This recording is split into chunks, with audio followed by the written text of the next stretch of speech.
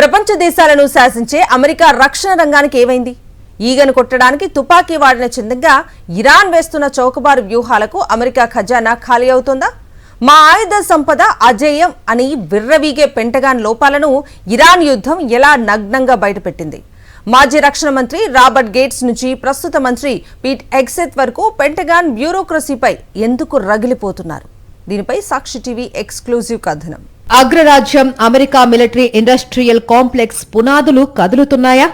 కేవలం $35,000 భారతీయ కరెన్సీలో దాదాపు 33 లక్షల రూపాయల ఖరీదైన ఇరాన్ షాహిద్ డ్రోన్ ను కూల్చడానికి అమెరికా ఏకంగా $4 మిలియన్ మన కరెన్సీలో సుమారు 36 కోట్ల రూపాయల విలువైన పేట్రియాట్ క్షిపణులను తగలబెడుతోంది.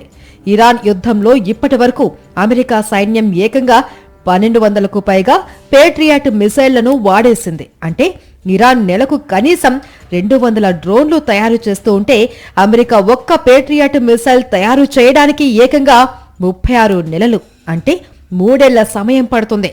అమెరికా రక్షణ వ్యవస్థలోని ఈ నగ్న సత్యాన్ని న్యూయార్క్ టైమ్స్ కథనం బట్టబయలు చేసింది. 2 దశాబ్దాల క్రితమే నాటి అమెరికా రక్షణ మంత్రి రాబర్ట్ గేట్స్ పెంటగాన్ తీరును తప్పుపట్టారు. ఏళ్ల తరబడి సమయం తీసుకునే 99% పర్ఫెక్ట్ ఆయుధాలు మనకు వద్దు, కొద్ది నెలల్లోనే చౌకగా తయారయ్యే 75% పర్ఫెక్ట్ ఆయుధాలు కావాలి అని నెత్తి నోరు బాదుకున్నారు. ఈ ఏడాది ఉక్రెయిన్ ఏకంగా 70 లక్షల డ్రోన్లు తయారు చేస్తుంది. మరి అమెరికా ఎందుకు చేయలేకపోతుంది అని రాబర్ట్ గేట్స్ ఇప్పుడు సంధిస్తున్న ప్రశ్నలు పెంటగాన్ను ఉక్కిరిబిక్కిరి చేస్తున్నాయి. నిజానికి ఈ ఏడాది ఆరంభంలో వెనిజులా అధ్యక్షుడు నికోలస్ మదురోను అమెరికా స్పెషల్ ఫోర్సెస్ కిడ్నాప్ చేసిన ఆపరేషన్తో అమెరికాకు తిరుగు లేదు అనే భ్రమలు కల్పించింది. రష్యా, చైనాలు సైతం అమెరికా సైనిక వ్యూహాన్ని చూసి అప్పట్లో నోరెళ్లబెట్టాయి. కానీ కట్ చేస్తే ఇరాన్ యుద్ధం అమెరికా అసలు రంగును బయటపెట్టింది.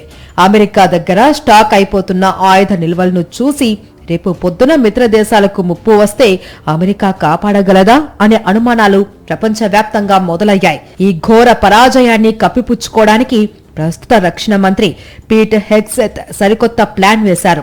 అమెరికా చరిత్రలోనే ఎన్నడూ లేని విధంగా ఏకంగా $1.5 ట్రిలియన్ భారీ రక్షణ బడ్జెట్ ను ప్రతిపాదించారు. ఇరాన్ షాహిద్ డ్రోన్ ను రివర్స్ ఇంజనీరింగ్ చేసి అమెరికా సొంతంగా లూకాస్ అనే డ్రోన్ ను రంగంలోకి దించిన మిగిలినవన్నీ పాతకాలపు F-35లు, టొమాహాక్ మిసైళ్లే కావడంతో యుద్ధంలో నెగ్గడం భారంగా మారింది.